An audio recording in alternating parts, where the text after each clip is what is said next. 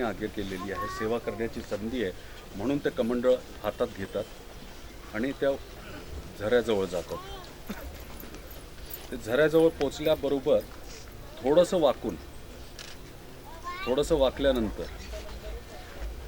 आणि ते कमंडळमध्ये पाणी घ्यायला बघतातच तेवढ्यात एक बैलगाडी वेगाने येते आणि बैलगाडी वेगाने येत असताना बैलांचे खूर आणि गाडीचं चाक हे पाण्यात पडतं.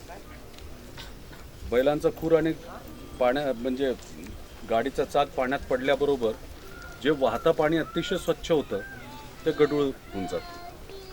शिष्य नैराश्य होतो, गुरुकडे जातो, पण तो गुरुदेव अगदी स्वच्छ होतं, पाणी वाहतं पाणी एकदम स्वच्छ होतं आणि खालपर्यंत मला सगळं दिसत होतं.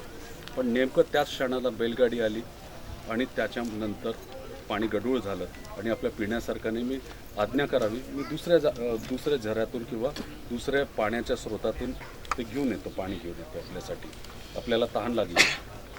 गुरुदेव हसले आणि त्यांनी सांगितलं की थोडा वेळ माझे पाय दाबून दे, मी थकलेलो आहे. एक अर्धा तास पाऊण तास गेला. गुरुदेव परत म्हणतात, जा परत त्याच झऱ्याचं पाणी माझ्यासाठी घेऊन.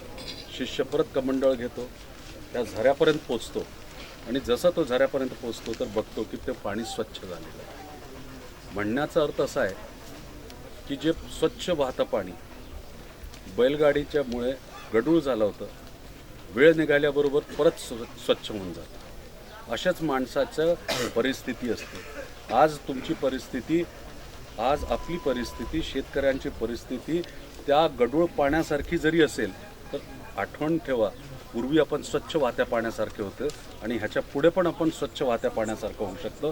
परिस्थिती कधी एकसारखी राहत नाही आणि जे आहे परिस्थिती एकसारखी राहत नाही. मूळ आपला स्वभाव, आपली वृत्ती नाही सोडायची, संघर्ष आणि संयमता ठेवायला पाहिजे. नेमके चांगले लोक भेटतात आणि ताकदीने आपल्यासोबत उभे राहतात. पण आपण राहिलो तर आपलं सगळं काही चालू शकतं. आपणच जर नाही राहिलो तर मग आपल्यानंतर आपल्या मुलं बाळांचं काय होऊ शकतं. एवढा मोठा नाव आहे, साम महाराज म्हणून सगळे ओळखतात, मोठे मोठे भल्ले लोक माझ्याकडे येतात. 6 महिने मी बिछाण्यावर होतो तर 6 महिन्यात फारसे लोक भेटायला सुद्धा आले नाही की मी कामाचं नाही आहे. समजलं ना? तर असं आहे की तुमच्याकडे काम असतील तर लोक येणार आणि काम झाल्यानंतर ते नाही येणार. काय दोन्ही परिस्थितीमध्ये एकतर त्यांचं काम नाही झालं तरी नाही येत आणि काम झालं तरी नाही येत. तर म्हणून अशा समाजाचा का विचार करावं की ज्याच्यामध्ये लोक आपुलकीने वागत नाही, फक्त आपला स्वार्थ सिद्ध करतात. म्हणून त्या माणसांसाठी जगावं ज्यांच्याकडे माणुसकी असते आणि माणुसकीसाठी जगण्यासाठी आपल्याला फारसं काही लागत नाही. आणि त्यामुळे मी सांगतोय की आपण एकमेकांचा परस्पर सहयोग करू.